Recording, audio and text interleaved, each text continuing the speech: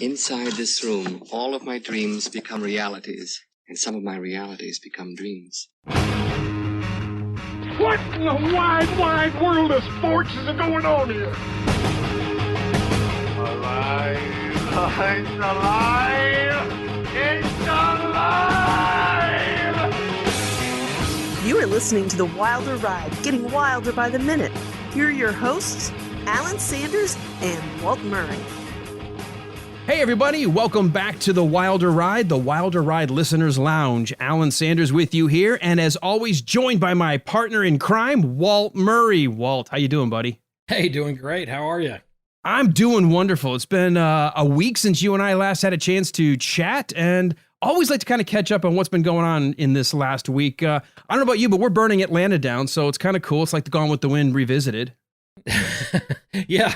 Unfortunately, we've seen this one before. It's crazy. I mean, what was it, a month ago? We started having those memes come out as everybody was looking towards COVID ending and showing like UFOs crashing into the Pentagon and stuff like that. As here's what's coming in June. I don't think anybody anticipated this. No, we were actually joking this morning on the morning show, saying, so at this point in July, what I need is for like every hidden UFO base to reveal itself, Atlantis to rise, the pyramids to open up and have beams of light go out and call the beings forth, saying this experiment went awry, everything's fnort, let's just go ahead and end it now. Yeah, well, and I didn't have any idea that we were sitting on this kind of tension. I mean, we always have tension in the country, but I had no idea that we were headed this direction. So, well, you lock people up for almost 3 months. People are freaking out, and then all it takes is just one little spark. Yeah, that's it. And I think, unfortunately, that has a lot to do with it. I think people have been pent up and, frustrated and out of work, and, everything kind of comes together. And, of course, this was just a horrifying situation that led to all this. And, so, yeah. Man, this year just can't come to an end soon enough. Look at what happened. You take away all the pressure release valves. No bars, no concerts, no music, no theater, no Broadway, no movie theater, no sports. I mean, you've taken away all the things that we all escaped to sort of like, okay, however bad work was, I still had the football game, the baseball game. I had, the movie that was just coming up. I was looking forward to Black Widow. I'm getting ready for the next phase of the MCU. All that's just kind of like, gone. And even though some states are slowly coming back, we're not all in the same place. And I think it's just been a powder keg. And when you have groups, I'm a fan of the Batman trilogy by Nolan, the Christopher Nolan trilogy. And in the second one, which I think is the best of the three, Dark Knight, Michael Caine's character tries to explain that some people just like to watch the world burn. Yeah. And I think we're seeing there are some groups out there, that's all they care about. What kind of carnage can we create? And we're seeing apparently a lot of investigation right now. I hope they catch, what is it, the line in Jaws? I want to catch them. You catch the pain happy bastards and hang them up by their Buster Browns. Okay, is that too much to ask? Yes, well, and I guess it just kind of shows how far we really have to go as a country to get past a lot of these things, to heal a lot of this stuff. And I don't know that that's what's going on right now. Unfortunately, I think it's just a lot of pain, a lot of frustration, all being aired all at once. So yeah. It's hard to see. It's hard to watch. It is hard. It's hard because when you see people, like the overwhelming majority, trying to gather together under that First Amendment right that we all cherish about, you have this right, you can gather, you can protest, you have a First Amendment right to free speech, to express yourself. And then you end up throwing in a band full of just idiots that think it's time for me to go in and throw bricks. And once you start doing that, it's the mob mentality can very easily take over. And it's those nitwits that really has me angry. I get the protest and I love the conversation, but when we resort to letting these nitwits guide the violence, then you completely lose the message. And that's what bothers me. I saw that a police chief or fire chief somewhere on the East Coast break down and cry in a press conference today because his fire department was trying to get to a burning house that had a child in it. and the mob blocked the truck and wouldn't let them get there. And they got there just in the nick of time to pull this child out. And that, I think, is when we've started to lose focus on what this is all about. Now, I didn't mean to pull us down. I mean, it is what it is. That's what we're dealing with in this past week. It's amazing what can happen in just a blink of an eye. I mean, we were a week ago I was coming back from camping. We were talking. I was dealing with my dog, eating Advil, all this crap in the last couple of weeks. And all of a sudden it's like, oh, that's a good thing we have this show. Yeah, absolutely. Absolutely. And give everybody a chance to not have to deal with all that stuff. So besides the fact that we're watching, our cities, and hopefully by the time this airs, because we always record a couple of weeks ahead of time, that things have gotten back to normal.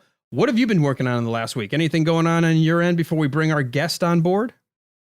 Well, you know me, I've always got craziness going on.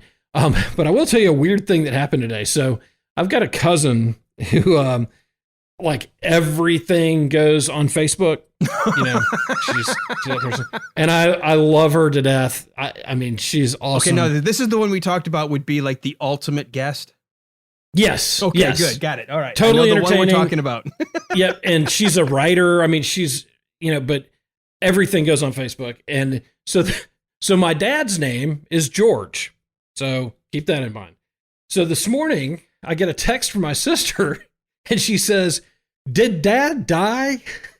What? And I'm like, "What are you talking about?" And she goes, and she sends me a screenshot where my cousin had put on Facebook, "Miss you, Uncle George, R.I.P." And I'm like, well, I would hope that his wife would call me and let us know if my dad died. So I sent him a text and I said, "Hey, by chance, did you die last night?" "Dad, are you dead?" And he sends me a text back that says, Are you okay?"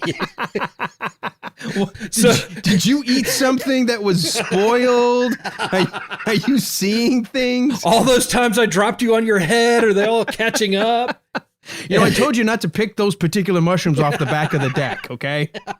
Yeah, so I sent him a screenshot. For medicinal use only. Yeah, all those bags marked evidence in our garage. Oh my God, he was innocent. Oh well. Those aren't samplers. Sample packs. Well, I thought they were nice because they all came in nice quarter-sized bags. Yeah. Nickel, dime. I didn't get it because it came in a quarter-sized bag, but everybody keeps calling it a dime bag. I haven't been able to figure that conversion out. I'll explain it off the air. So, okay, good. That's good. I have somebody in law enforcement or a law enforcement family to explain what that means. Yeah, I was gonna say I'm not in law enforcement, but so obviously he's dead. He's not dead. He's not dead. He's still a little alive. So I sent him that screenshot, and he sent me a text back, and he goes, "No, I just asked around, and I'm fine." I just checked with my wife. She says, "Yep, you're still here." Damn it. Yeah, he was actually on the golf course, so he's good. So what was the message about? Like, what precipitated that message? So she's got an uncle on the other side of the family who's named Uncle George. Also named George. Yes, gotcha. And he passed away last night. So gotcha. And great guy. Sorry to hear about that loss. He's a great guy, and he has a very rich sense of humor. He would find this very humorous. Well, on my end, not a whole lot since the last week. Besides, what we kind of opened with. The interesting thing was I got the call to get on Atlanta's radio on WSB when things were going kind of over the weekend. We had a second night of some issues. And it was so funny because I had just loaded all the kayaks the night before. We were going to go kayaking down the Etowah River. We had 3 other couples that were going to join us. One of the couples had a kid that was going to join us. And this gives you an example of Susan. You know my beloved bride, Susan. I do. I know her well. She's a wonderful, supportive, like there's never anything I can do wrong, Susan, without her pointing it out to the world. I had everything loaded. We were all ready. I was going to get up early, record news so we could go early. I get a phone call. "Hey, can I get you to come in 8 to noon? I look over at my wife. I'm like, "Hey, I just got the call. Program director needs me on 8 to noon." She goes, "That's okay. We're still going kayaking." I'm like, What? So Yeah, they went adios down the river without me, and that was kind of cool because when I came home, I had the house to myself for like 4 hours. So it was kind of nice. But that was it. I haven't done a whole lot since the last time. I've been working. I've been working on stuff that has, I'm not getting paid yet, but hopefully things will start getting to where what I do as a videographer, people's marketing budgets will start getting opening up, and we can start spending some of that money, and I can start making some videos for people because I'm kind of jonesing to do that, not just because I'm stuck in the house, but because I haven't gotten paid in 3 months, and that's something I like getting paid because then I can go buy things. Getting paid is good. I enjoy it. Pay is good. All right. Well, we've chatted enough. We've got a guest coming our way, somebody that I've gotten introduced to from our first guest of the season was BK on the Air. He's got a show that is build nostalgic geekiness, and he partnered with a gentleman he met online who has become a loyal listener. He puts out a program. We're going to get him to explain a whole lot about the golden rage of TV. We are going to bring in our guest and say, hey, Pat McCormack, welcome to our listeners' lounge. And I'm here. Hey, awesome. Pat, how are you, man? Well, obviously, this is my second only ever Zoom chat, so you can see or hear. At least you can hear, and you can see. I guess what you're used to doing your own solo recordings and editing them. You don't have to worry about other people on the other side of the line. You can just take care of it yourself. Yeah, clearly I'm not in business where I would be on top of all this stuff. And, I got to say, I first want to just thank you both for having me on here. I've been a fan of the Wilder ride for a long time, being a Gene Wilder fan.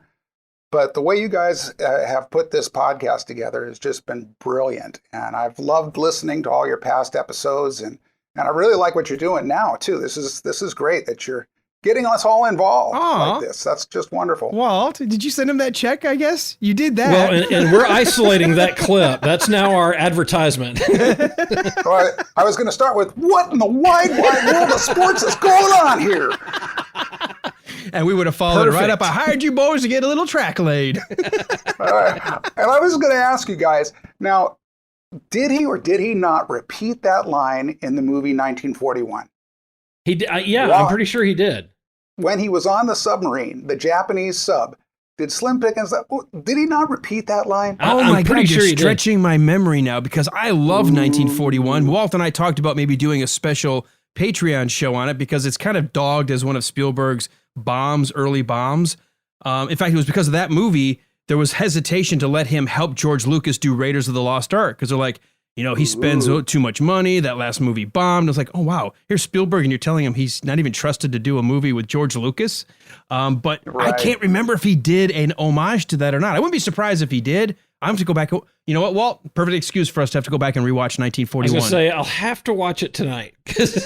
and I love that movie and I love that scene because he has to drink the prune juice. And he goes in and throws his boot in the toilet. And, the funniest, it's such a great movie. Yeah. The funniest is when they open it and he's like, prune juice. Prune juice? Oh no! And he's like trying to fight them. He's like, he gets what's coming next. Slim Pickens is awesome. Yeah. One of my all-time favorite character actors. Oh, he's great. All right, but we're not here to talk about Slim. We're here to talk about Pat.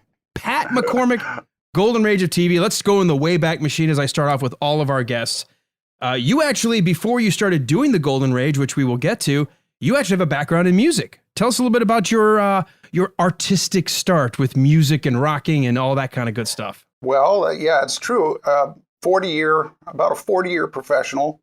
And I was of the hard rock genre, which I know you appreciate, Alan, which is like, that's why Alan and I are always going to get along. Oh, yeah. Well, Walt likes hard rock too, don't you? Oh, yeah. Yeah, yeah, definitely. Well, Walt, you can get in on this too. So, but I was going to say that was the genre of it was the heavy metal '80s, and I did the whole Hollywood scene and performed all over the state of California at a very young age. Went out and was actually playing nightclubs when I was 17 years old.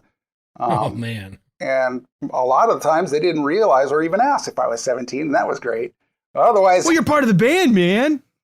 Yeah, or you're in the kitchen on every break, and here's tomatoes. You can slice those. It was that kind of thing. That didn't happen very often, but cut my teeth at a very young age at live performance, and came up through the ranks. At one point, got, I don't want to say discovered, but noticed by a very legendary figure in rock guitar named Ronnie Montrose. And wow, seriously? Yeah. Ronnie saw me open up a show for him here in Santa Cruz, California, which is where I'm from, and was impressed. And I thought it was a particularly good night that night. I don't know why. I was very relaxed. Everything was it was the right audience. It was instrumental rock guitar, which is really what he was doing. So it was a perfect matchup that I happened to just get that opening slot. And he came up to me and just said, "Hey, how long you been playing?" It was after the show. I was so thrilled I couldn't believe he was even talking to me. And I come back with, "What time is it?" And he says, "Oh, comedian, huh?" And he goes, "Give me your number." And I went, "Well, yeah." And I didn't hear from him for 8 months. Really? Yeah, thinking I was like, yeah, he's not going to call me. Well, by then my number had changed, and he had literally tracked me down while I was living in LA. And he called me up and just said, "Hey, I'm putting together my full instrumental band. How would you like to be my second guitar player?" And I said, "Where's that?" "Oh, it's up here in your hometown." Well, I guess I'm moving home to play with Ronnie Montrose, because that's amazing. He was one of my biggest influences when I was growing up. I had the Montrose album on, all those, who was it? Montrose, Pat Travers, Robin Trower, Steve Miller, all these great guitar influences. And he was one of them. And next thing I know, I'm in his band. And I played with him for about 5 years off and on. And that was great, because it was an opportunity for me to really play to large crowds. And he was very generous. He'd give me the opportunities to solo. Even though he could do it all, he would really share the spotlight with me. And that was a fantastic experience, something I'll never forget. All right, I got to ask this because Montrose is lead guitar, obviously a guitarist. He's been with a lot of bands. He's been the guitarist and working with a lot of people. When you were with him, what kind of, were you playing rhythm? Were you playing lead as well? I mean, how was that working out? Was it a five person band? What was the makeup? It was actually a 4-piece. It was just me and Ronnie on guitar and bass and drums. And I would say of course he is a legendary figure. So mostly he was the guy that was playing most of the notes. But again, he was very open with sharing solos, and we did a lot of harmonies. Because he was very into the harmony aspect of single string technique, as we called it. So, in that way, I didn't feel like a rhythm guitar player. I felt like just the number 2 guy that had an opportunity to harmonize with him, play rhythm and solo. And so again, he was very generous. He didn't make me sit at the back of the train, which was really nice. I mean, I was literally right up toe to toe with him for most of these shows, and that had to be an amazing feeling for somebody who you kind of idolize like that, to be standing next to them on stage every night and seeing how they do everything and kind of let them mentor you through that. Oh, it's true. I had to pinch myself multiple times, and again, the audiences just adored him, and there was a certain point of our performing where he actually went back to the old stuff, because we were doing a lot of his new material, and he put out like 10 or 15 albums, and then the later ones was very instrumental, very complex material. A lot of the audience sometimes would just be standing there going, "What is this?" But towards the end of my tenure with him, we went back into the old Montrose that had Sammy Hagar with him. And it just so happened that I could sing. And he said, "You know what? We'll do Rock Candy and Rock the Nation and Bad Motor Scooter if you can sing them." Really? And I went, I went, "Yes, I can sing them." And then what I did was I worked on my singing for about a month straight before I knew we were actually going to have that rehearsal. And there I am going, "You rock candy, baby. I can do this. I can do this." And he just looked up and went, "That'll do." That'll do, pig. And it was that, That'll Okay. do. yeah. And it was at that point when we went out to perform, that's when I got to see the audiences literally come unglued, because that was his, I mean, those are just classic pieces of rock music that, everybody wanted to hear. And so I got to really experience that, and that was fun. So anyway, fast forward about I'd say 7 or 8 years, my friend Christian Taylor was playing with a fellow named Wally Kurth, and he is a soap star on General Hospital. He's actually on General Hospital and Days of Our Lives simultaneously to this day. So a very, very popular soap personality. But this guy could sing and can sing as good as he acts. In some ways better. He's Broadway trained. Not trained, but he was on Pirates of Penzance for a number of years, and really just, this guy could do it. Anyway, they had a rock band that was on General Hospital, and they invited me to perform as the lead guitar player of that band. And so then, lo and behold, next thing I know, I'm on General Hospital. No, wait a minute. I want to know, because I lose track of where Rick Springfield was when he got his start, sort of as a singer who was in a soap opera. Where was Rick Springfield? Well, he was about 10 years before that. Okay. And then, of course, Jesse's Girl came out and he got huge. But what's really interesting is at the time that we were on, and actually this was just prior to me joining, Ricky Martin was on the show. And the band actually backed up Ricky Martin. Wow! So in that way, it was almost a little bit bigger of a feather in their cap. And so again, it was a fictitious band. They called it Eddie Main and the Idle Rich. That was the title of it. But the real band is called Kurth and Taylor, and we did 5 albums as the real band. And because of the television. Because of being on TV, we were able to actually turn this experience into philanthropic work and go out and play for different children's charities across the country. And we raised a lot of money for kids with this as part of this act. And opportunity to be rock stars for a weekend. That was an incredible era. That's awesome. And that went for about 10 years. Okay, so obviously soap operas are 5 days a week unless they take a break or they have to replace actors or something. How many episodes are you usually on because you're not on every episode when they're spotlighting a rock band. It's obviously every now and then when the story circles around. Yeah, and I think Eddie Main and the Idle Rich were on probably about 50 or 60 times. So they were very established characters in a sense. That's fantastic. But me, like I said, I came in towards the end of the run, so I think maybe 12 episodes was my run. But still, again, there's scenes where I actually have a line, or I'm the only thing on ABC TV doing a guitar solo, and I'm thinking, okay, how many people is watching this? 6 million? Yeah, I was going to say General Hospital, every female I know.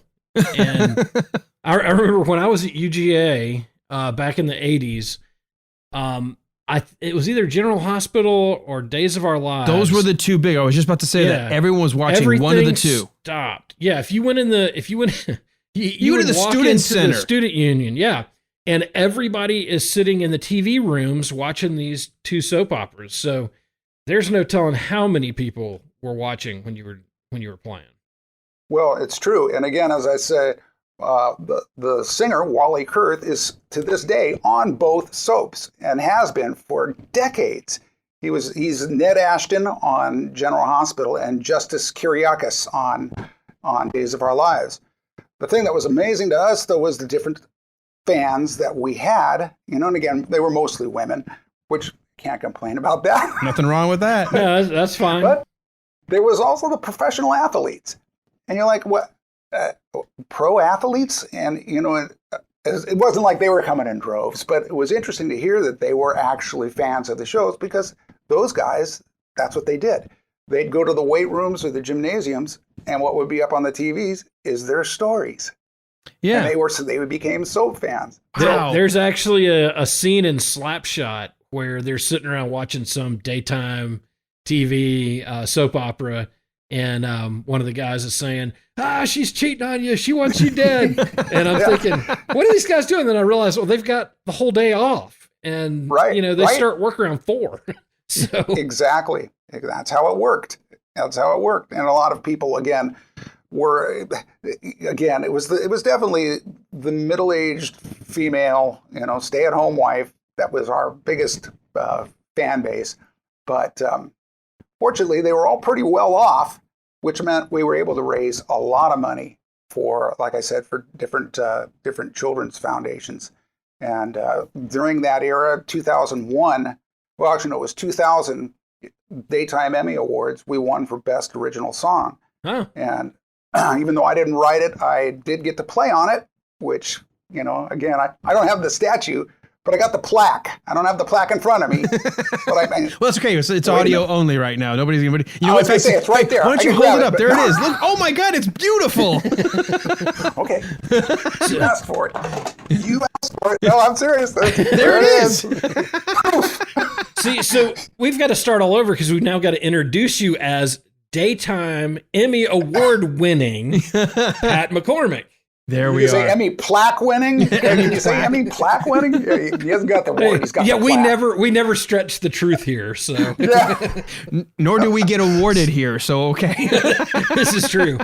All right. So this was taking you to the early 2000s. At what point did the band get kind of either written off the show, or you were written out of the show? Which happened? Yeah, like all good things, have to come to an end eventually. And I don't really recall how because the writing comes from so many different angles for those shows.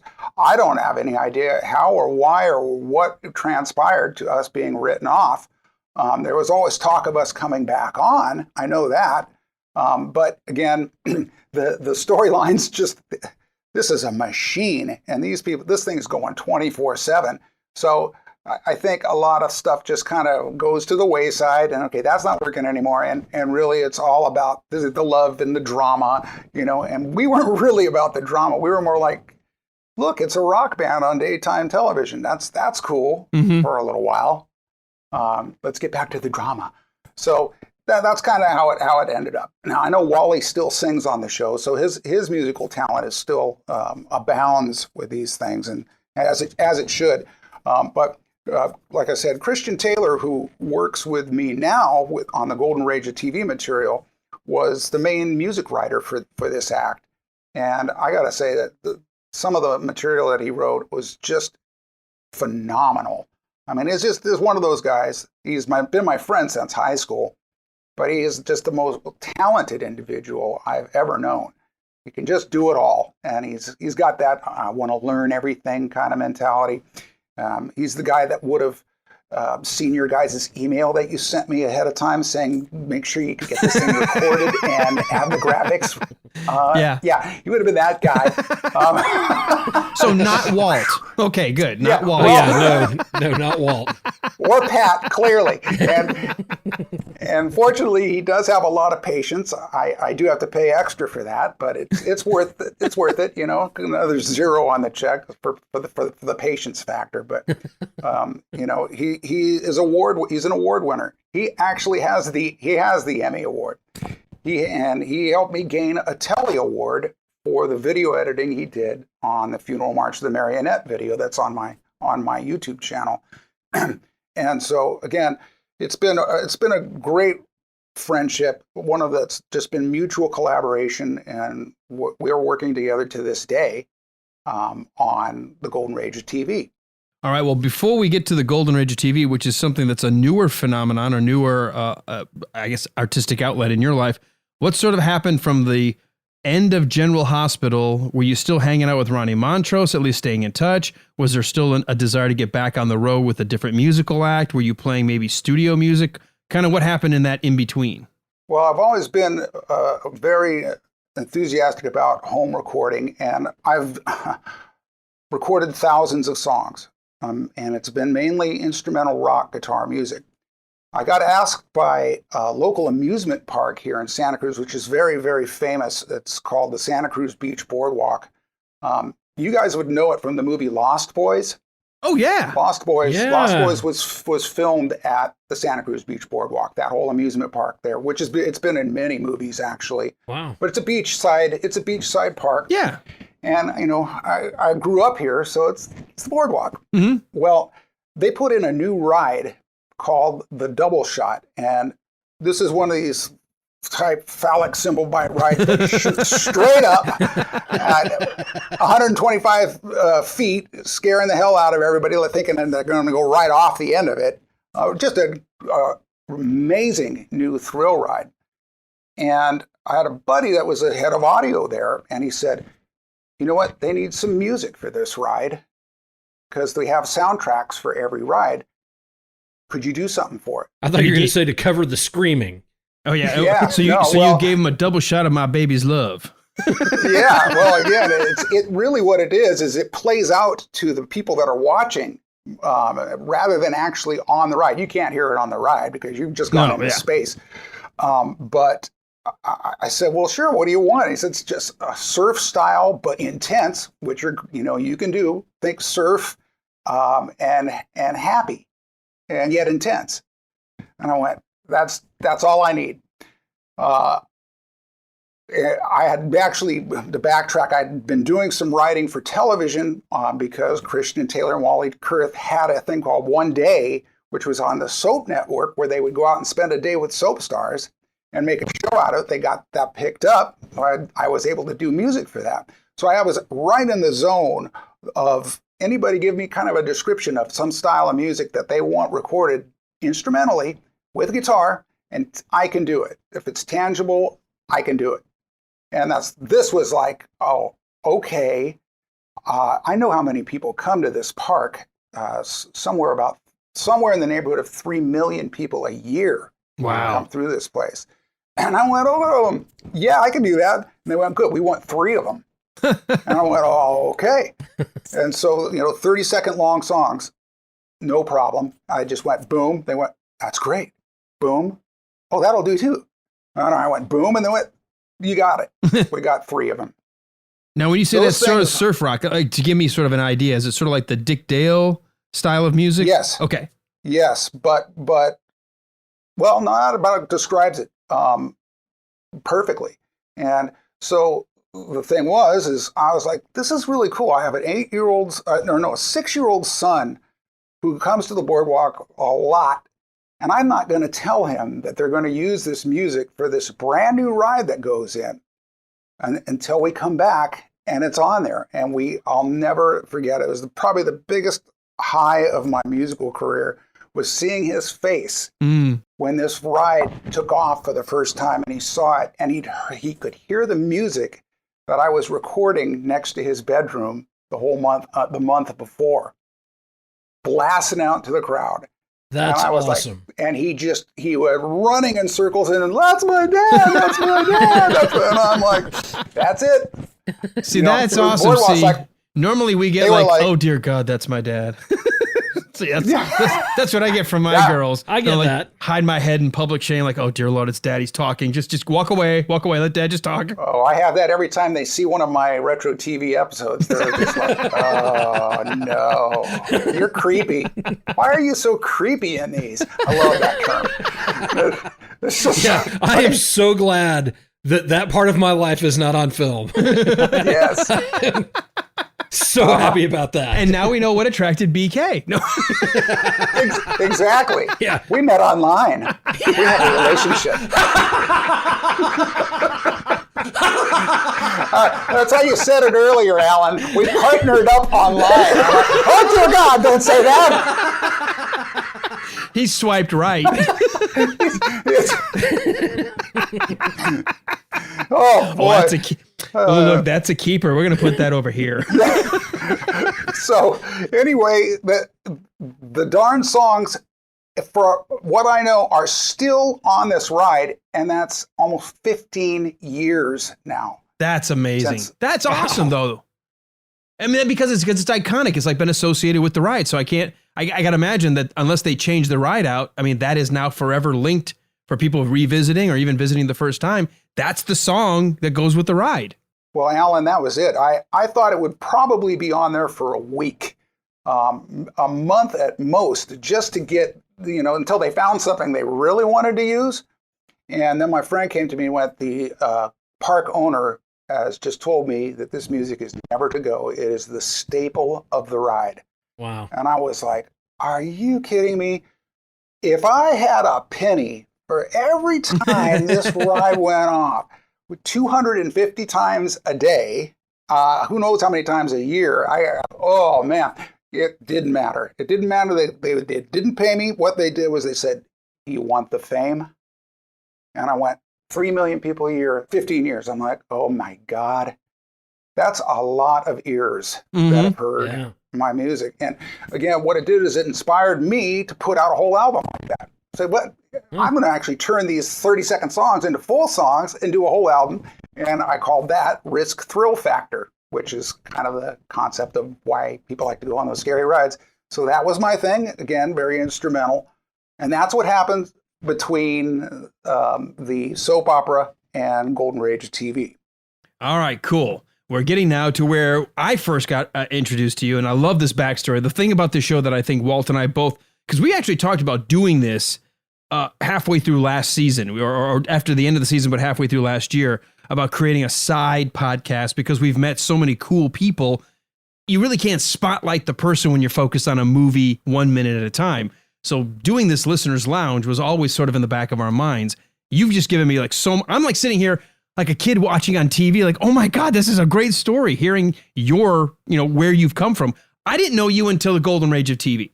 So let's talk about that because it was such a cool idea. And didn't it spring from your wanting to take old TV shows and sort of put a rock edge to them? Well, first, thanks, Alan. That's very kind words you just said, and I appreciate it. Yes, it initially, I was still all about being a guitar god, and I could back up that term with ability. So I don't really feel so bad about saying that. Not right now, but I could then.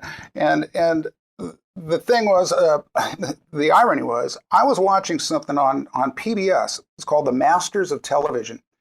And it was just one of those kind of Ken Burns type documentaries on these guys that did classic TV shows.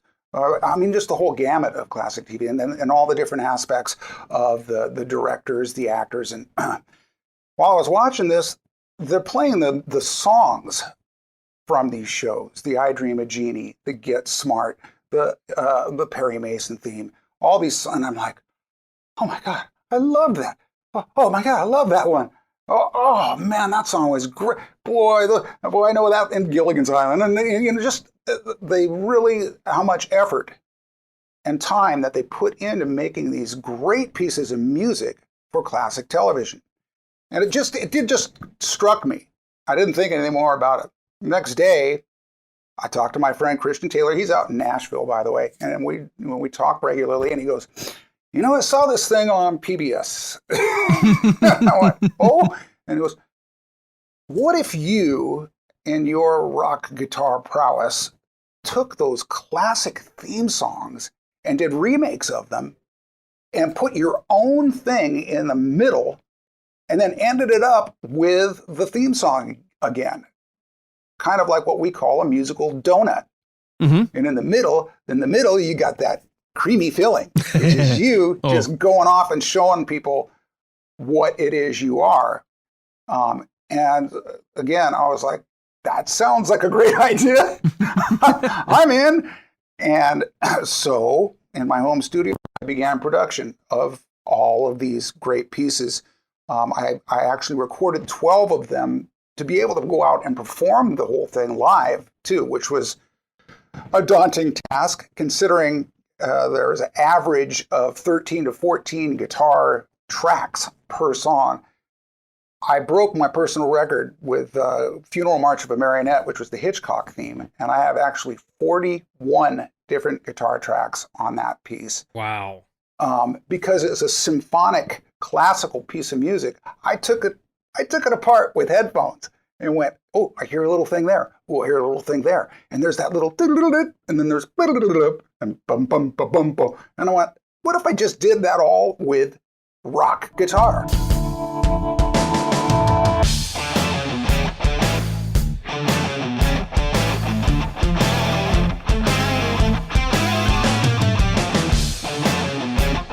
Wonder if it would work. And it worked. It worked so much. I couldn't, oh man, I was on a mission then. And of course, CT, Christian Taylor, I sent him the tracks and he was like, okay, well, I'm gonna pull out the video editing chops and we're gonna create something really special with this. He did that as well as Get Smart, which you will see on my YouTube channel. The video editing stands on its own. It's as good as anything that I'm doing musically. As a matter of fact, we won a Telly Award for the funeral march video because, again, it was like, the music's great, but this video is amazing. And so I'm like, hey, wait a minute. Whoa, hey.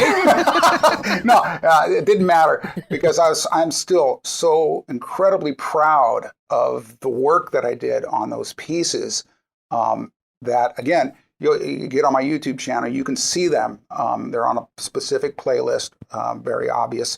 But it worked. It worked so well. And again, the whole concept being these are like hit songs, that you don't hear anymore. Instantly recognizable by most of the folks, our age. Sorry, you're not old enough yet, Alan, but most of the folks are.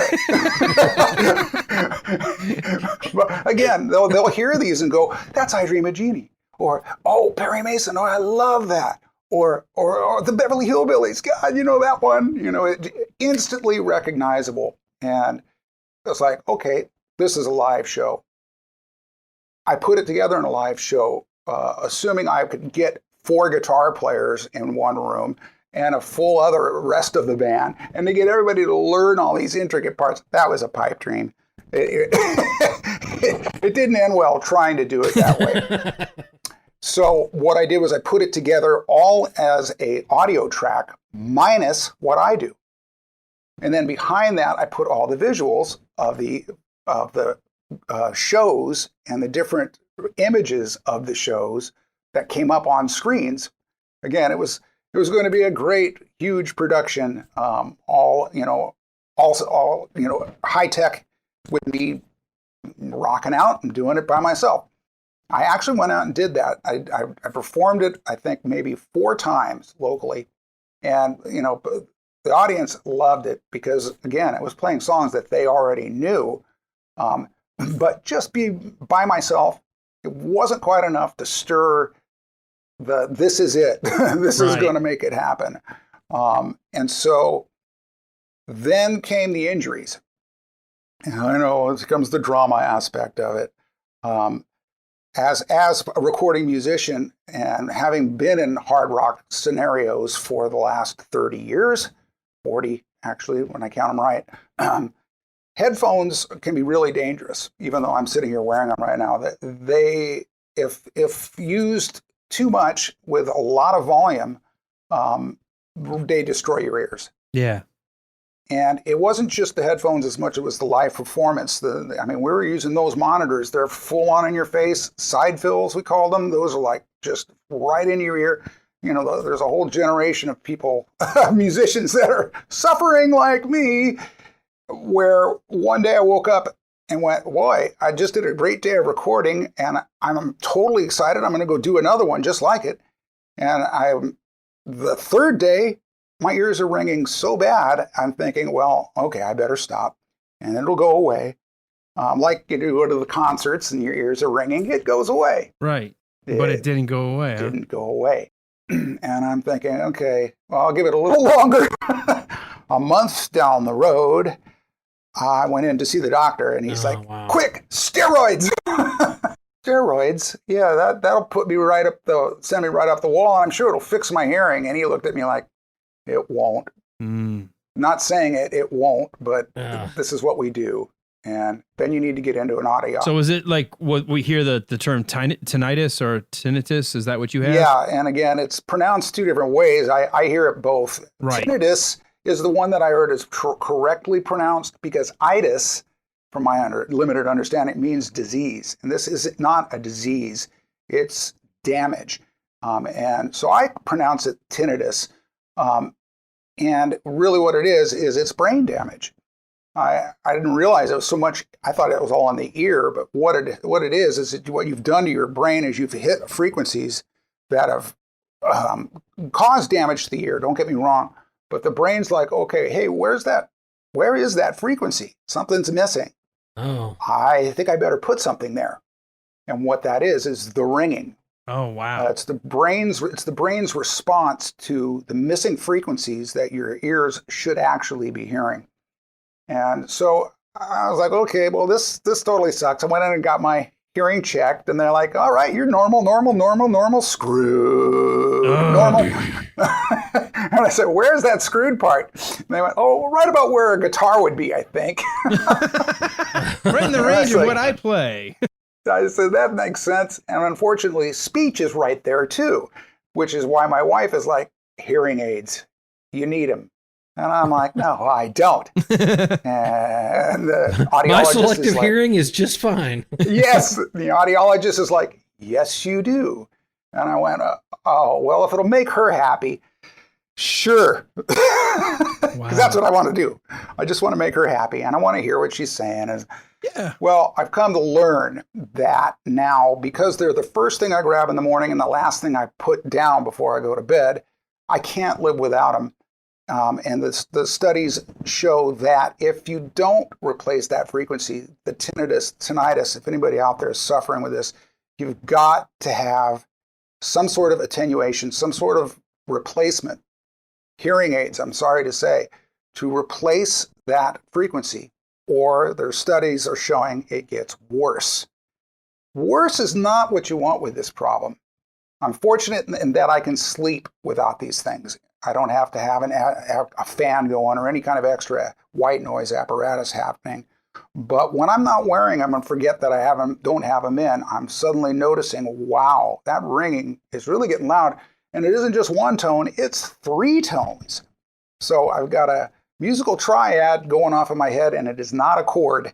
It is really just a bad, it's not, at least not on this side of the earth, it's a chord. Maybe on the other side of the earth. But the opposite of harmony, you've got like discord going on. Exactly. It's a dissonant ringing of different tones. And again, I had a friend go to me, hey, Pat, would you do it all over again, Mr. Complainer? And I was like, well, I'm going to be hesitant. And he went, no, you're not. You would, and you know it. And it's true. Yeah. So look, guys, I have no complaints, no regrets. I just know what happened to me. And unfortunately, it has meant that I cannot record anymore because it really does take headphones. It really does take some sort of volume and not that frequency that you are extremely sensitive to now since you've destroyed it in your ears. And that is, unfortunately, guitar. So, gosh, what a sad story. Well, you know what, though? You're kind of like us, though. I mean, you've at least got a sense of humor about it, and you're not afraid to tell the story. And I think it's a compelling story, and I'm glad people are hearing it because you haven't given up being creative. You've taken that energy and now pushed it using that same love of these TV shows and these themes. And let's get to, because we went a little long in this, but I was fine because you're such a good storyteller. Let's talk about this last little bit before we get into our final segments of the show. Golden Rage of Television. Well, yes. And again, that's what it was called initially because of the rock guitar. Golden Rage of Television. That's what we'll call it. Now I call it the Golden Rage of TV because that 4 syllables seem to be a bit too many for Barry King. And so I that's the low bar. That is the low bar in the industry. So. You'd be like, no, wait a minute, Pat. I don't ever say it like I never mess that up. No, but it's and God bless him. He lies. But again, God bless him. He has given me an opportunity to speak to the masses, and in your guys' area, I feel like a local Cartersvillian. Anyway. Carter's villain. That It's would be definitely me, Carter's actually. villain. Hey, that's my title. I'm the villain. Right. Well, again, it came down to what are you going to do? You're just going to throw everything in? Or I've always been a ham. Obviously, you guys can tell by this interview. And I've had that ability to be a personality. And it was simply, okay, Pat, you're not going to be this musician guy. You've done that. It was great. You wrecked your ears. Now it's time for you to pivot to becoming an online personality. And that's where the golden age of TV, with this subsect, which I call retro TV trivia, came from. And that's where I do these 1 to 2 minute segments talking about classic TV and all the interesting things that go along with it, which there are many. I'll never run out of material. And so that's how this came to be. And I'm really pushing hard on it now. The YouTube channel has over 200 videos of me doing this retro TV trivia. And right now I've put it on, I've gone, okay, this has got to change. This whole set thing is going to change. What we've done is we've changed the recording technique. I'm in front of a green screen now. We're developing a virtual studio, and I'm 10 videos in right now, and they look incredible. They're finished, but I'm not going to actually put them out until when I debut it, which will be July 5th, this coming month. So there you have it. Excellent. So for folks who are, and I think we talked in the green room ahead of time, you're going to hang out with us till the end of the show, but for this segment, as we start to close the interview off, where can people go to, besides your YouTube channel, which you can tell them the address, but where can they hear it? And I understand you have a partnership with one of the Nostalgia TV channels. Yeah, well, there is that. Roku. On Roku, there's a channel called Z as in Zebra TV, and they play a portion of my episodes on that channel, which is, that's worldwide right there. It's like, wow, this is amazing. Those kind of little perks happen. And again, with BK, I'm on there every week with you guys, which is a pleasure. But right now, I'm just trying to build the social media crowd, followers, subscribers, the whole song and dance, specifically with YouTube, which is a Golden Rage of TV. It's pretty hard to find. All you got to do is type in Golden Rage of TV. That's my call letters. And then, of course, I'm also on Twitter at Golden Rage of TV with the number 1, and Facebook as well, Golden Rage of TV. And there's where I'm at. That's what I'm doing right now. I plan on doing a lot with what I'm doing with this new production. It's just right now I'm in writing and production mode, which again is why I don't look at all my emails. Sorry, guys. And it's like, all right, going to do a Zoom chat. That's it. All right, that's all I need to know. Well, anyway, that's what's going on. That's where you can find me. And thank you for asking. Well, let me tell you, I first came into contact with you through BK on the Air. And I believe you started playing those clips a couple of years ago on his show, or at least doing a weekly spot. And every single time I watch one of those, I pick up some kind of trivia, or there's something else I didn't know about one of the actors or the show itself. And all of these are my favorites. These are, everything from detective shows to cartoons and comedies and the early days of the sitcoms, which we really forget was such an important foundation layer for what we have today. And all of those episodes that you have, just one after another, I'm like, I did not know that Gilligan got the job this way, or I didn't know that, this happened on the Munsters. So it's a lot of fun. And I love being ADD. I love that it's 1 to 2 minutes, because right. You hit us with some good facts and then we move on to the next one. So it's really a great thing. Well, thanks, Walt. And you've been very supportive, I might add, to retweeting. And you too, Alan. I appreciate all you guys have done for me and in spreading the word. And you're right. It's a little hors d'oeuvre, and that's all. I think that's all anybody really needs right now, unless they want to dive into a main course, which might eventually come. But there's other sources for that. My whole thing is, here it is. Here's something maybe you didn't know, and see you next time. Well, my wife really appreciates it because I'll start playing them and she's like, okay, what does Pat have for us tonight? And then it's done. She's like, okay, let's go on to something else. Yeah. She's like, boy, wait to hear this podcast, honey. Yeah, I'm like, hey, let's listen to season 1 of The Wilder Ride. For some reason, Oh, dear God, no. not as enthusiastic. Yeah. And it's time for bed. Well, Pat, your stuff is awesome. And I've told you before, me personally, I think somewhere, and I just feel it for you down the road, I don't know if it'll be a Netflix channel. There's so many cool little niche documentary shows, things that I've stumbled across, like the shows that made us or the toys that made us. I have a feeling that somewhere down the road, if you pitch it right, get the right person, you've got, the golden television that we all know. I mean, the game show, not the game show, but the theme songs, because they just don't make iconic theme songs like that anymore. We played a game one time with a bunch of our friends. We were camping, and my wife found a channel that was just, guess this theme song. And I was guessing everything. People were like, how do you know all this stuff? Because when I was younger, I watched all of the reruns, all of the black and white. So, I'm closing in on 50, but I know so many of these TV shows. I just took it for granted how much I knew. So I think you're on the cusp, and I want you to continue to keep doing this because I love it. And like Walt said, they're 1 to 2 minutes. I could use like a 10-minute special because they're so informative and yet you make them so fun. Well, thanks, Alan. And, who knows what's on the horizon right now. But again, I really just wanted to switch up the look of it, which is, again, I just can't wait to share it with everybody because it's a whole different ball of wax than what I've already been doing. It is still the same retro TV trivia and me giving those 1 to 2 minute things. But, that's enough. That's enough. And so thank you. Thank you so much for that. I appreciate this. All right. Well, we are moving into our next segment. We always like to pull a couple of news items from the last week or so, something that maybe wasn't on the nightly news, but something that maybe should have been, and maybe certainly the entertainment section. Walt and I don't share these with each other. Every now and then we've had the same story, but for the most part, Walt digs in different, deeper, darker places on the internet than I do.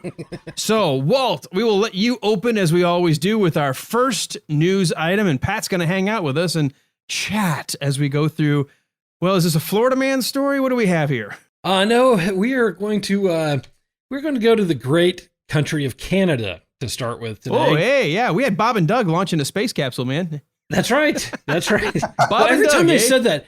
So they're launching 2 guys into space, and somehow the song from Bob and Doug McKenzie never gets played on the NASA channel. That makes no sense.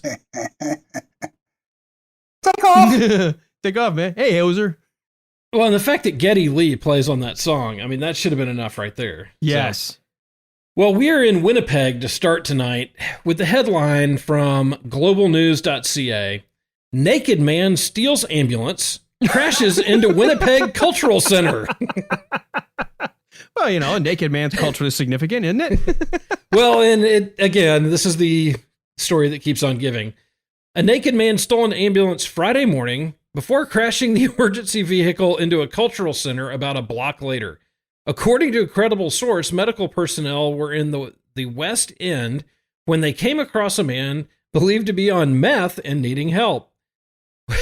No, wait a minute. Before you even get past that, not according to a doctor, not according to officials, according to a credible source. Hey, it's Canada, man. They don't mess around with facts.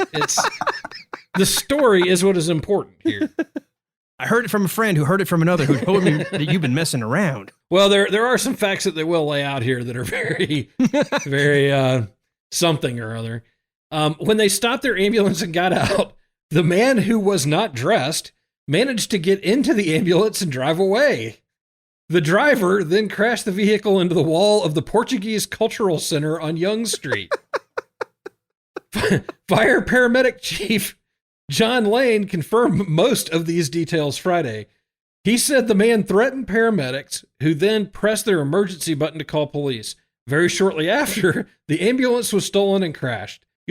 Lane is quoted here as saying, "We're very grateful nobody suffered any, that none of the crews, none of the publics, apart from the individual who stole the ambulance, suffered any injuries in this incident. The man is recovering and getting help," he added. Asked about recent, this kills me. This is the best line of the whole thing. added about recent thefts of first offender vehicles in the past. He said that there are methods to prevent these things from happening. Yes, there are safeguards in place, said Lane, adding that he wouldn't go into details. This call, first of all, the crew happened upon it. Second of all, it deteriorated within 70 seconds. Lane would not confirm if the man was taking methamphetamines. While it's not ideal to have a unit taken out of commission, especially during a pandemic, there is a spare pool of ambulances. So, Winnipeg seems to have a problem with people stealing their emergency vehicles. Naked people on top of it. Yeah. And naked people have now gotten in on the act. I don't even want to know what you have to press against the ID screen to be able to start the vehicle. Well, and I hope for this idiot's sake that it was not winter when this happened, because winter in Winnipeg, you might be losing things. My question is, what was BK doing up in Canada? Sorry. Okay, I have to write that one in as a question for next week. All right. I've got one here that might be a little concerning, especially if you're a Planet of the Apes fan. The headline almost tells it all, but I'll go into the whole story. Not a fake line. This is not something that you would find on Babylon Bee or The Onion. An actual story from UPI. Monkeys attack a lab worker stealing the COVID-19 blood test samples he was carrying.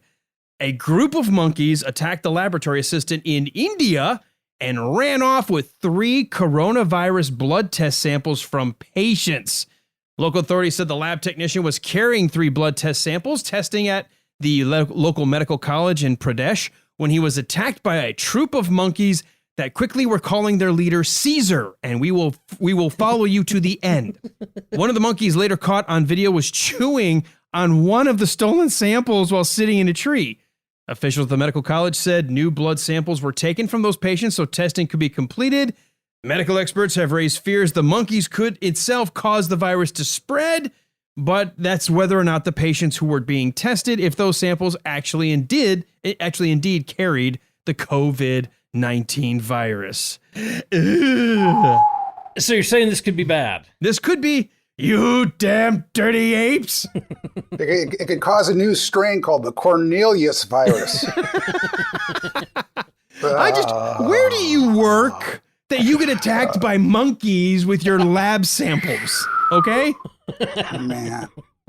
Well, I think the answer to that is you work in the most awesome place in the world. Is that what the answer is? You should see what the squirrels can do. Hey, at least they did not fling poo. Or poop. Oh, oh, man. well, keeping up with our theme of animals stealing things, this is crazy. This is from Italy. Feral pigs eat and destroy $22,000 worth of cocaine hidden in the Italian forest.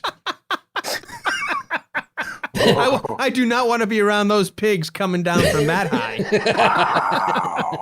Yeah, well, this one comes to us from the good folks at allthatisinteresting.com. And if you've never been on that website, I highly recommend you go on that website. Could you imagine being hopped up on coke like, hey, man, you gotta try Robert. He tastes just like bacon. I can hear them all together, too, going. Oh, my gosh.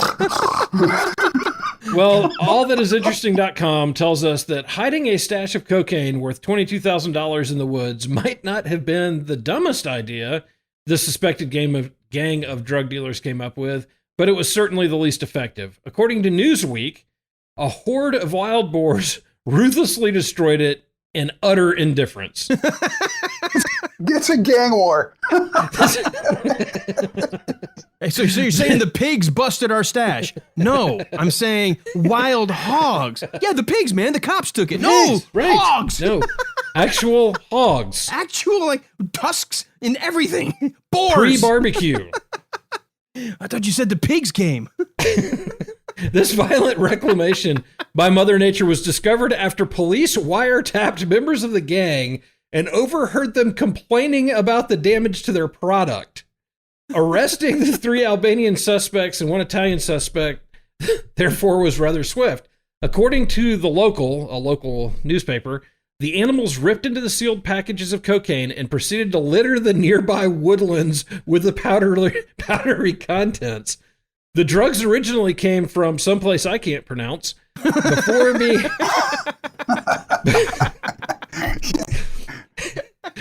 I was born there. Yeah, I thought I'd get by with that one, but I guess not. Before being hidden in the Tuscan forest near the other place I can't pronounce, while being peddled around Arezzo. Are we still in Canada? No, we're in Italia. No, we're in okay, Italia. That's why you can't pronounce it, because you call it Italia. Yeah, well, exactly. See, Canada's just got places like Moose Jaw, Saskatchewan. It's Meanwhile, Canada. a naked guy came running by with an ambulance. It's like, Oh my God. According to Fox News, the gang has been quite prolific before the arrest, selling 2 kilos per month at between $90 and $120 per gram, which equals a lot of money. It was the drug-related murder of a 21-year-old person who got their attention. Meanwhile, what happened to the curious pigs remains unknown. Hey, man, open the door. It's me, Bob. Bob's not here, man. No, it's me. It's Bob. No, Bob's not here, man. All right.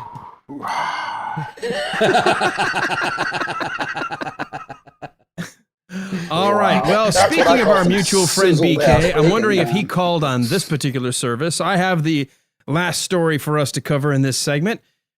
2 men snuck into a bedroom with machetes after being hired to carry out a stranger's sexual fantasy of being tied up in his underwear and stroked with a broom, only to discover they actually broke into the wrong house. The pair from Sydney, Australia made their apologies and left the victim's bedside as soon as they realized their mistake. It's always what I want to do. Wake up to a couple of machete-wielding men with a broom ready to tickle me after tying me up. One of the men, Terrence Leroy, has now been acquitted of entering the home in July of 2019, intending to intimidate while armed with an offensive weapon. And he also had a broom. After the New South Wales District Court accepted his explanation. Conceding, quote, the facts of this case are unusual, said the judge. He set out his reasons for the not guilty verdict, saying the evidence did not suggest that the men's actions were necessarily intentional. No, they carried the machetes either as a prop or something to use in the fantasy. The fantasy was unscripted and there was discretion as to how it would be carried out. According to court documents, a man living in western New South Wales near Griffith wanted a broom handle to be rubbed around his underwear. He was willing to pay, check this out, $5,000 if it was really good. Police said he had a history, apparently, of proclivity of engaging these kinds of services of these kinds of people. He had made arrangements with a man on Facebook for people to engage in the role play and sent his address before forgetting to tell them he was about to move and was actually 30 miles away when they showed up. Sorry about that. The resident of the home where the man mistakenly turned up told police that when they noticed the light on in his lounge, or that when he noticed the light on his lounge, he assumed it was a friend who usually comes over and makes coffee. Like, okay, come on over, make coffee. What? Then he realized, oh, whoa, it's a little too early for that. And then he heard a name. Hey, are you Kevin? We're looking for Kevin. Are you Kevin? He's like, no, I'm not Kevin. Oh, crap. And they realized we're in the wrong house. Awful sorry. And tried to leave. And that's when the resident called police. So there you have it. Strange folks out there. But if you're gonna hire a couple of folks to carry out some of your weird sexual proclivities, be sure to tell them when you're ready to move.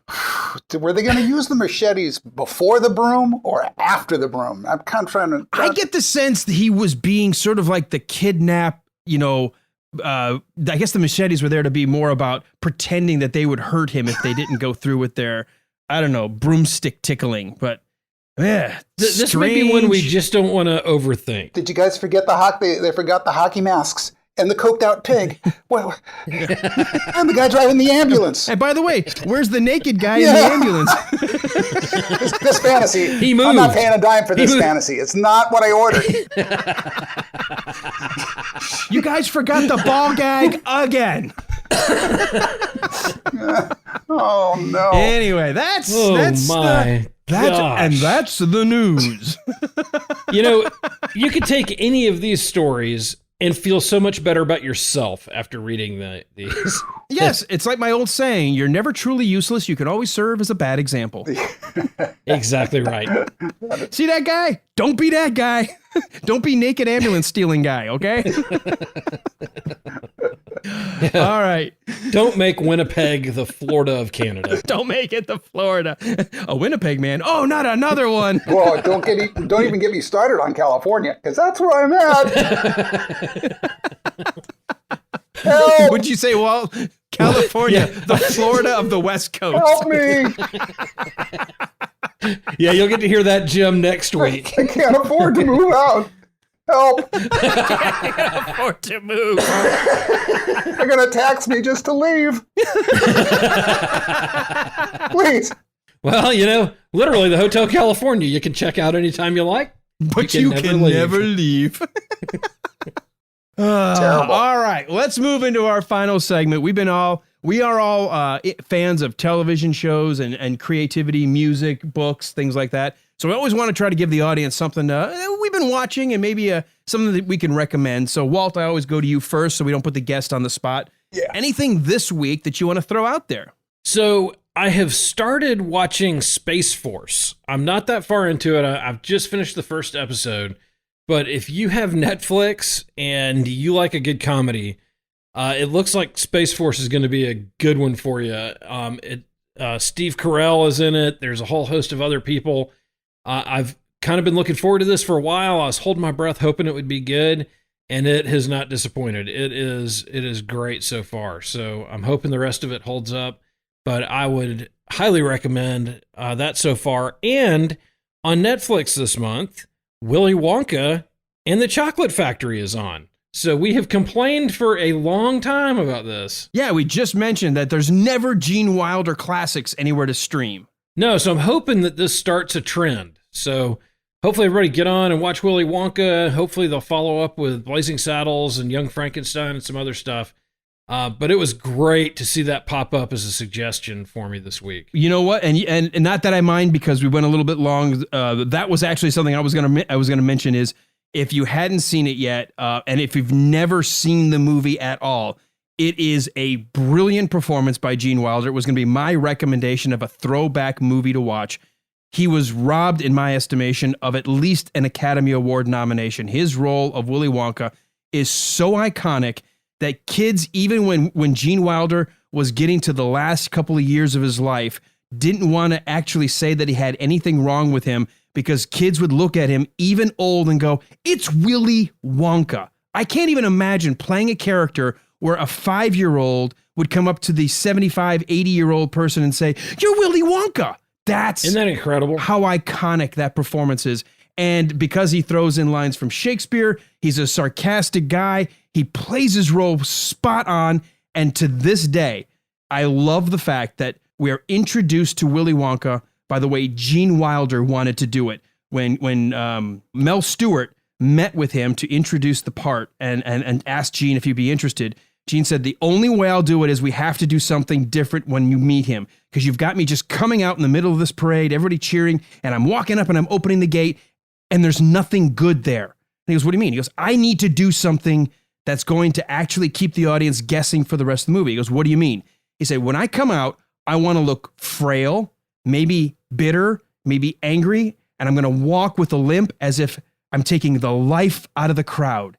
And then as I'm making my way to that gate, I want to put my stick into a spot in the little rock path, and it will stick, but I won't notice it for a step or two. And then suddenly I'm going to fall, as if I'm going to fall and not get up, but I'm going to suddenly jump up, do a somersault, and ta-da! And he said, and from that point forward, whatever else we do, the audience has no idea what the outcome's going to be because we've tricked them from the very beginning. And it's brilliant. And I have been a Gene Wilder fan ever since. So check that movie out. Yeah, I would put that on my do not miss list. I couldn't agree more. He runs the entire gamut of emotions in that film too. I love all his little deviousness. Stop, wait, come back. The suspense is killing me. Last. All those little things where he just could not care about these bratty little kids, And I'm sorry, you'll have to speak up in my other ear. Yeah. Oh, just incredible, incredible. I agree, Alan. Well, and you really do see the breadth of his talent, and you see his ability to transform himself over and over and over again through that movie. And so it is really genius. And one last thing I wanted to recommend, Patton Oswalt, who I think is one of the funniest stand-ups out there, has a special on Netflix this month called I Love Everything. And if you have ever heard Patton Oswalt, you know that is not true. so he nothing is off limits. It is a great set for him. And I highly recommend that as and not around the kids. There's definitely some language in it. And if you were easily offended, there are definitely some parts that will offend you no matter what your political stances, religious stances, or whatever. He'll find a way to hit you. Oh, perfect. But definitely worth listening to. Excellent. If you're an equal opportunity offender, then we're all equal. That's good. Absolutely. Pat, you got anything you've been watching, anything streaming, something to keep you entertained while you're locked in your studio trying to come up with new episodes of the golden rage of TV? Well, of course. You guys heard of Jeopardy, right? I have heard of that. Hold on. Is that new? I don't know. I'm big on Jeopardy, but no, you know what? The one show on Netflix that really captivated me this last winter, and again, I was like, I'm trying to keep up with it, and I think I've gotten to the point where I'm waiting for season 3, and that's Ozark. Great show. Oh my God. That's shot right in around the area between where Walt and I live here in Georgia. Which is, again, it must be really special for you guys, but it's awesome. I cannot. Jason Bateman is is a talent. He is so good. He's a genius. He directs these things. I don't know how deeper he goes with the writing and everything else, but that's his baby, and he definitely ought to win something for that show, because it's just it's perfectly acted. The story is perfectly told. You believe every second of it. And again, that's the one I would shout out. If you haven't seen Ozark, definitely check that one out. If you watch the pilot of season 1 and you aren't just kind of like on the edge of your seat, shocked, thinking how these quote typical mobster kind of almost scenes go, you are going to be completely taken off your guard. I loved it. It took a trope we're so used to seeing and turned it on its head, and I've been hooked ever since. Yeah, the whole show does that, where you do not expect what just happened. What just happened? It's like, right. It's like, oh my God, what just happened? They just took a complete U-turn or left turn on this show, and it's, again, you think, is it over? Does it end here? Yeah, it's like, absolutely. No, it doesn't. How can they possibly go? How do they go forward from here? It just gets better. And I'm thinking, wow, way to go, guys. Excellent. Well, and one of our season 1 guests, Adam Boyer, who is a working actor, is on season 1 of Ozark. Oh, wow. One episode. He's actually on about 3 or 4. And is he a couple? Because I know when he dies, because he drinks the lemonade on the porch. That's right. He's not coming back. He's not coming back. He is. He did a very good death, though. Yeah, he did. He's very good at dying in the roles he plays. He's very convincing. All right. Anything else you got, Walt? Did you want to throw out there this week for the listeners to check out? No, I'm just trying to keep up with everything. I mean, there's so much good stuff out there, and as soon as I saw that Gene was streaming on Netflix, I had to stop and watch that. But there's a ton out there. I'm trying to keep up, and look forward to hopefully having some more stuff next week. Last thing I got before we get to any podcasts and shout outs and then how to follow us is when we're recording this, it's always a couple of weeks out, but we just passed the 90th birthday of Clint Eastwood. So there's never a wrong time to go back and look at the filmography of Clint Eastwood, whether you like the Westerns, the Dirty Harrys, or any of the music movies based on, whether it's biopics. Check out any Clint Eastwood flick from what I understand, we read a story from Variety. Even though he's 90 now, he's still not ready to hang up the director or actor's hat. So hopefully we'll get a couple more projects from an iconic legend of Hollywood. Yeah. It's really incredible to think about that. Well, number one, it's hard to believe he's 90, but that he's working that much and that strong at 90 is incredible. His creative eye, and as far as the directorial, is that of a young man. And I think maybe the acting probably should be secondary now. They do a famous golf tournament out here, the AT&T Pro-Am, and he's always been a big part of that in Pebble Beach. And he was one of the commentators this year, and I was like, oh, Clint. Okay, stick to the. It is hard to watch icons get old, isn't it? Yes, and again, he's 90. So what do you? Not that you expect anything, but it's like I want the good, the bad, the ugly guy. I want Josie Wales. Right. I want Josie Wales. Right. I want Dirty Harry.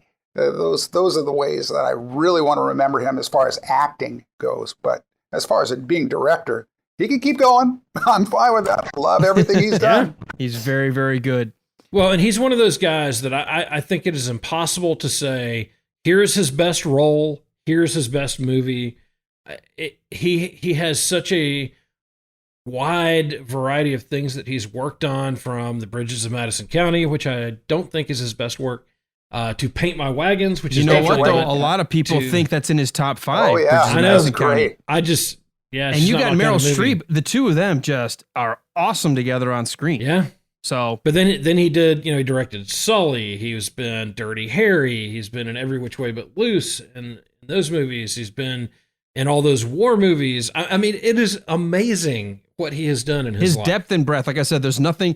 Even what his quote worst movie is better than a lot of people's better movie. So there's nothing wrong with picking any Clint Eastwood flick from his filmography, whether it's from the directing or the acting. Cowboy Billy was better than some other people's.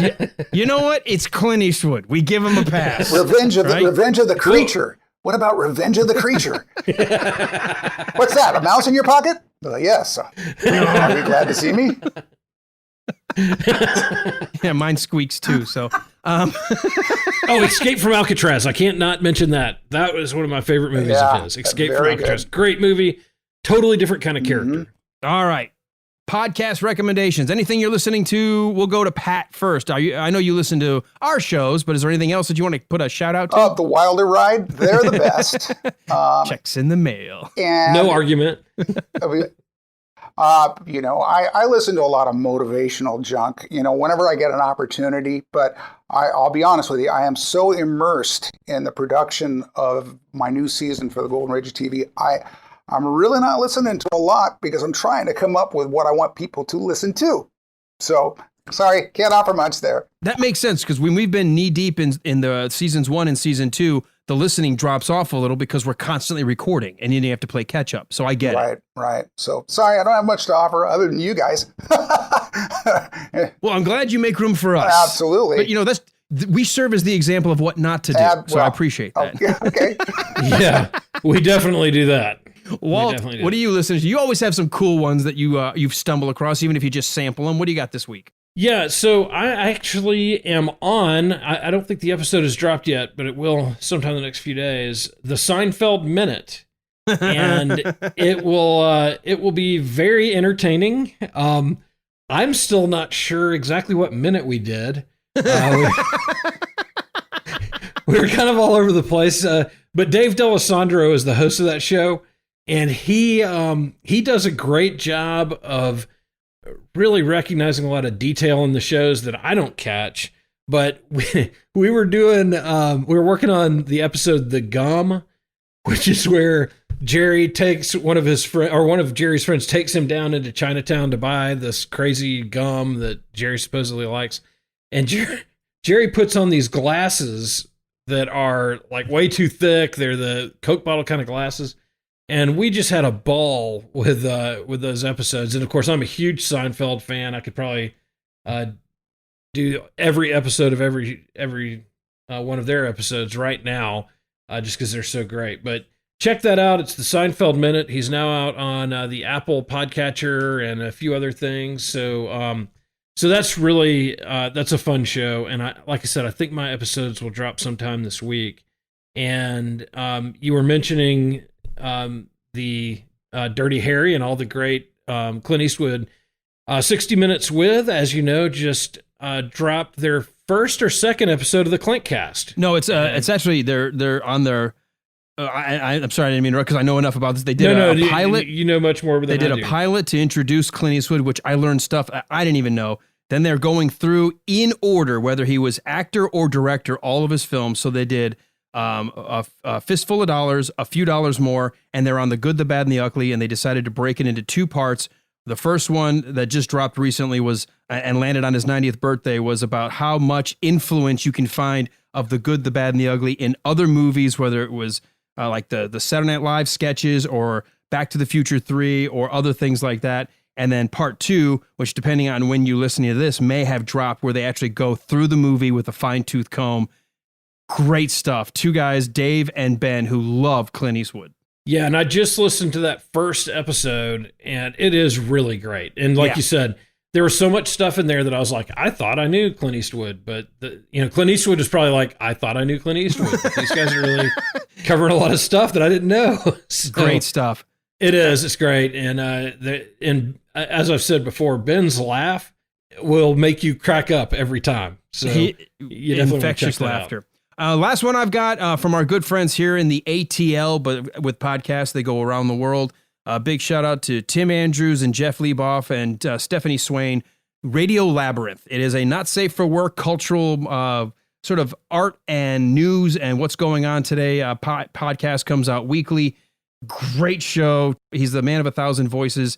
Check that show out. It is really, really fun. And I don't know how they have that much time to watch what they watch. I've got a bigger list of stuff that they're recommending than I can possibly ever get to. So I don't know how they do it all, but it's a great show about what's going on in contemporary culture with a little bit of news without being too heavy on the news. It's kind of fun. Yeah, and they're great folks. I try to listen every week. All right, as we start to wrap this one up, we'll go to our guest first. I know you sort of mentioned it, but quickly, do you like email? Do you engage in social media? What's the best way of someone who enjoyed hearing you, Pat, and wants to reach out and comment or follow you? Where can they do that? Well, yeah, the usual places, of course. My YouTube channel, I'm really trying to push, and again, we're about to explode with a new season, as it were, and that's at Golden Ranger TV. You can also reach me on Facebook, same address, and on Twitter, of course, anytime. Golden Ranger TV, the #1. That's where I'm at. And Walt, for somebody who wants to complain or lodge a complaint against management of the Wilder Ride, where do they go? If you want to lodge a complaint, BK's home phone number is... You go to BK on the air. That's right. On Facebook, Twitter, and Instagram. And he will be as confused as can be because he will have already stopped listening to this episode. So best place to find us is going to be our listeners group. So go to facebook.com/The Wilder Ride, follow us there, and then click the button that says join, and you can join our listeners group. You'll be asked 3 questions just to ensure you're actually a living, breathing human being or sentient robot, I guess. We don't want any bots. No Russian bots. No Russian bots. No none of that weirdness. And then that group is great because it's no politics, no other crazy stuff. It's just entertainment. There's crazy stuff, but it's all entertainment. There's crazy stuff, not the bad crazy. It's the good crazy. It's the good crazy. It's the crazy stuff that you walk away smiling, not blocking people and mad. So it's a lot of fun. We talk about everything from Gene Wilder's movies to stuff that's coming out recently, or stuff that's coming out soon. Anything entertainment related. Movies, TV, art, you name it. Every once in a while, some other stuff gets thrown in just for fun. Burnt hot dogs. Burnt hot dogs this week. Yes, that was an interesting find. So so that's the best place to find us. And then if you like what you're hearing, Alan and I are we're not breaking the bank running this, but if you'd like to help us out a little bit, you can go to patreon.com/The Wilder Ride. And if you'd like to help us out a little bit, that's great. There's also a lot of free content right now that is normally behind a paywall, but we thought with COVID going on, it might be a good idea just to give you all a little bit extra to listen to, a bunch of movies that we've reviewed, We've had some guests in for that, including our wives, which was a dangerous move, but a lot of fun. Yeah, check out the 4 episodes of Princess Bride. That's all I got to tell you. So, yeah, there's some good editing on that, Alan. Thank you. Yeah, you're welcome. Nothing that can be used in divorce court, thankfully. So, but yeah, so there's a lot of great stuff out there. So check that out. And then, of course, you can engage with Alan and I on social media. You can find us out there through the listeners group. All right, don't forget to rate, review if you want, but even more importantly, if you like the episode, share it. Whatever podcatcher you're listening on right now, grab the link, forward it, tell your friends, tell them, say, hey, I enjoyed the show, whatever. That drives more listeners and that helps us out. And doesn't cost you anything, just a quick click and put it on social media. All right, Pat, thanks so much for joining us on this edition of our Listeners Lounge. It's been great to have you with us. Oh, thank you, guys. I'm here whenever you need me. Well, thanks, Pat. And when your new season comes out, you need to be sure and mention that on the listeners group so everybody knows where to find it. You got it. No problem. Thank you, guys. Excellent. Until next week, we'll be right here, the same cheesy lounge where we just sit back and listen to crazy old music, but we play it like in a cheesy style. We'll be right back next week. See ya. Hey, man, that was fun. That was great. You like that? Yeah. So which of the 4 stories? Were you the naked man in the ambulance, or were you the guy that hired the machete wielding? That's the one I can't get out of. It's the machetes and the broom handle. It's like, hey. What is that? You know, when I read the story, I was like, where are they going to put the broom handle? And he goes, they just wanted to massage his underwear. I'm like, wait, what? That's not what they're. What? I might rather have them use the machete on me. You're gonna rub a hard pole against the what? Look, I understand chopping some wood, but come on. See, one thing I didn't ask. So, if you hire somebody to do that, how do you forget that you hired somebody to do that? How do you pay him? It's like, hold on, I gotta write a check for the cash is on the dresser. And then I love that the police are like, yeah, we kind of knew about this guy. He had a